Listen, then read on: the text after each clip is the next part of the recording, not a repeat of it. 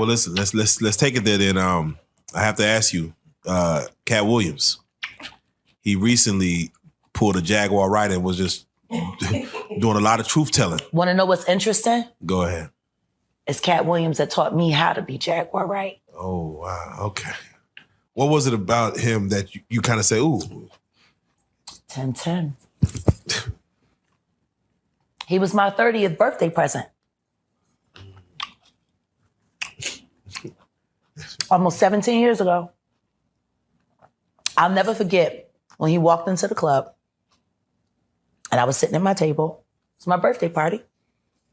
And Special Ed brought him. Shout out Special. And me and Ed were celebrating our birthdays that year for the Taurus Affair that we used to do in Miami Beach every year. And Cat was playing the amphitheater and he wanted to meet me. And he came to my party. He gave me about 20 grand in cash and said, consider it a down payment on your time. And Moni Love was there. Cousin Sonny was there. Imrel was outside smoking a blunt, so she missed the infamous picture with all of us together with Cat. And me and him sitting next to each other, two hats on, two cats in the hat. Yeah. And he taught me so much in 9 months.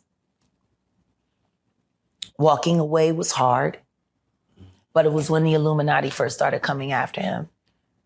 And I'll never forget the day when they breached the house. And I left.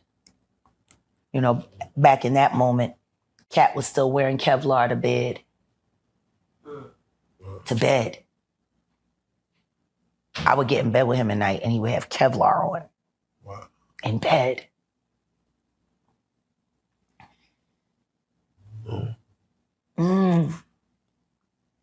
What was it about that in him at the moment where it made you want to speak your truth? He went after Comedy Central. That's what happened. The Flavor Flav roast. The moment that I knew the Snoop Dogg is sold out. That was a hurtful moment. I was always grateful to Snoop for taking Corrupt under his wing. Ricky was in a lot of trouble in Philly. If he hadn't signed a Dogg pen, I don't even know if he would have been alive. I've always been grateful to Snoop for that. Ricky, my brother. That's real. Man, that's real. So let me go ahead.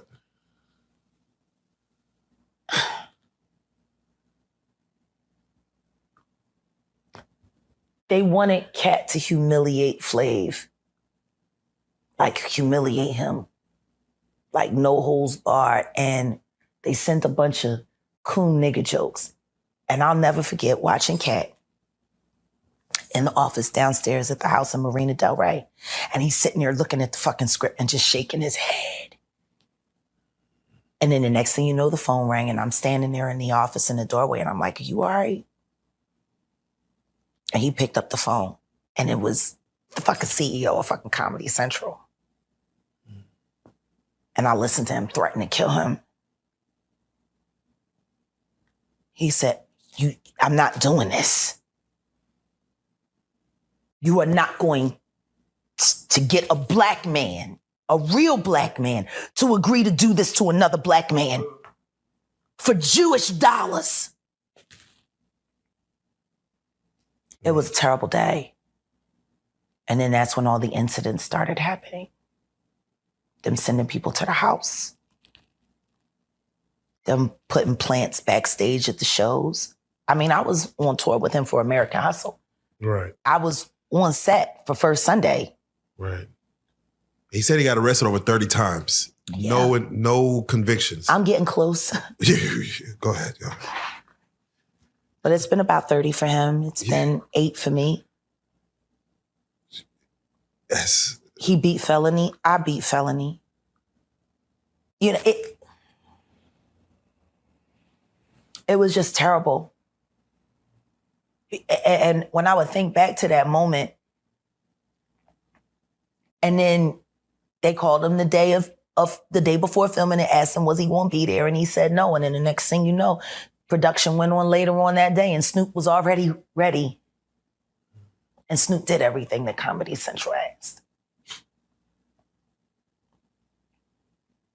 That Flavor Flav roast was Cat's. That was his moment. The Flavor Flav roast and the death of Malik B are the same. Yeah, that's the ignition point. I don't even know if Flav even has ever thanked Cat.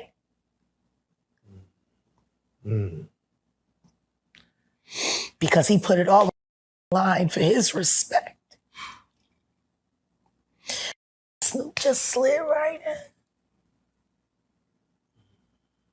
And Cat still talked to Snoop. He never treated Snoop different. He just was, they were still playing basketball, together.